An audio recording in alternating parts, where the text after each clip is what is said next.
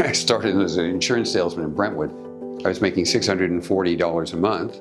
My manager was 19 years old and I was 22.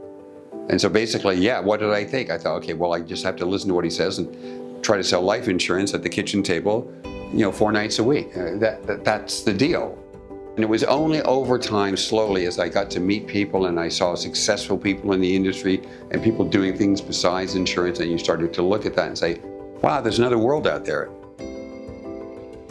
One of the reasons that John has been so successful in the financial services industry is his incredible focus actually on his clients, what they needed, and that enabled him to keep evolving, to keep changing, keep inventing new products and services in a way that nobody else ever has.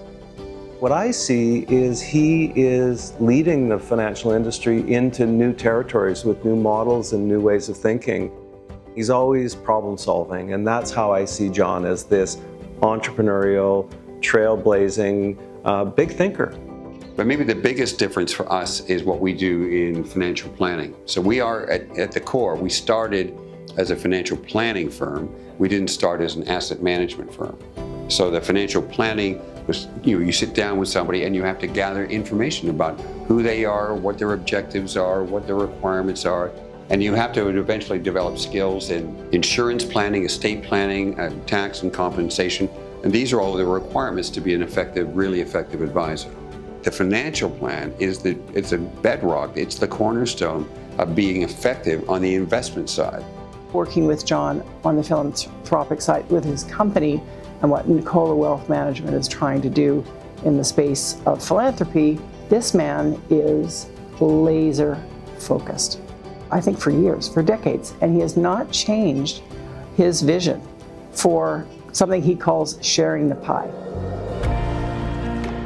My view on share the pie is it is exactly that.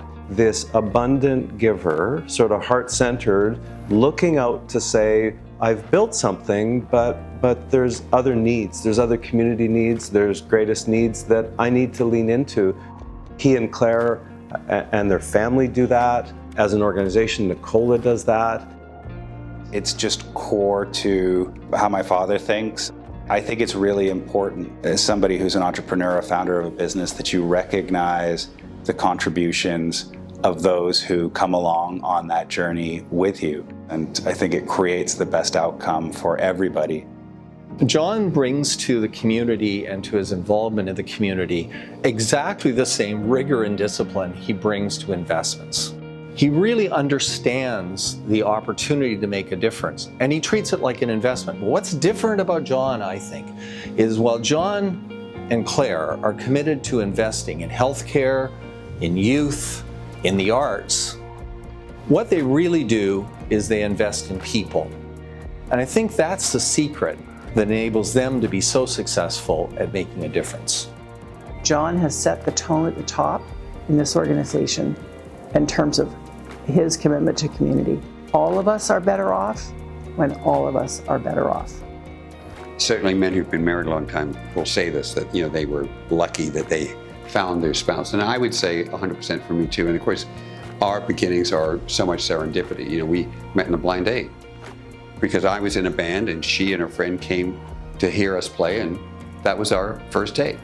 And we were very blessed. We had 3 boys, and they're all, as it turns out, all 3 of them serendipitously again are in the business. We're lucky that way, very fortunate, and we realize that we're fortunate.